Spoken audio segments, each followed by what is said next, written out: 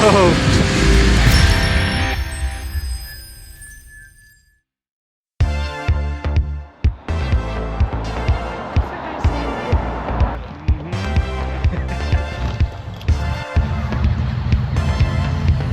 So the only real change for the Jeep this snow run is on the last one.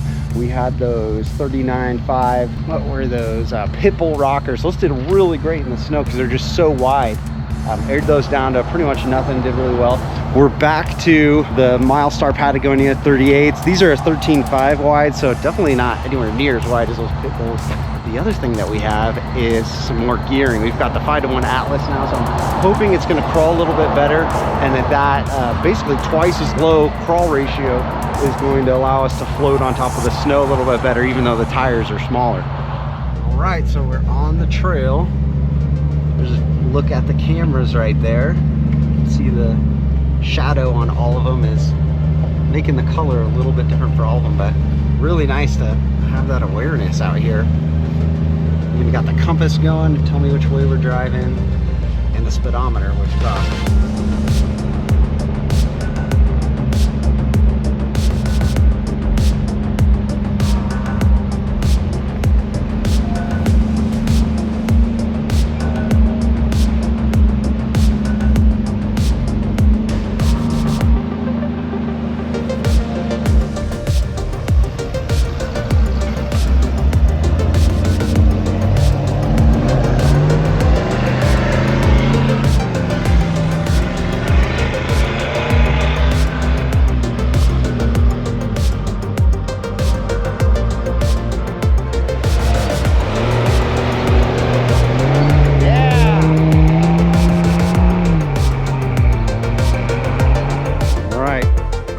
Has failed. It's time to use a little throttle to get up the start of Strawberry here.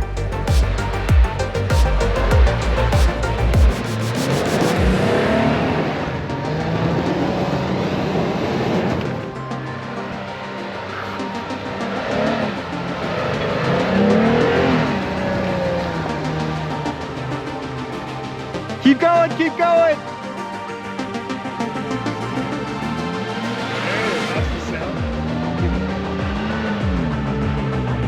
Oh, lost the momentum. Uh-oh, the Max Tracks are coming out. Ended up not being able to get up that first pass at Strawberry. A couple of us got up there, but you know, we need the whole crew to be able to wheel or it's no good. So we decided to just wheel on some flatter ground, but something's going on up here. Oh, went off to the side a little bit, I see. See what happened was he was on his phone. He was texting, wasn't he?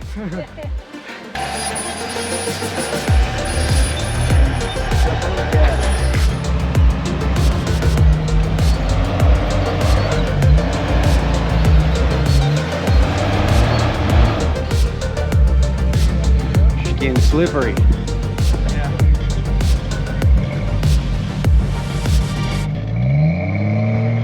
Nice.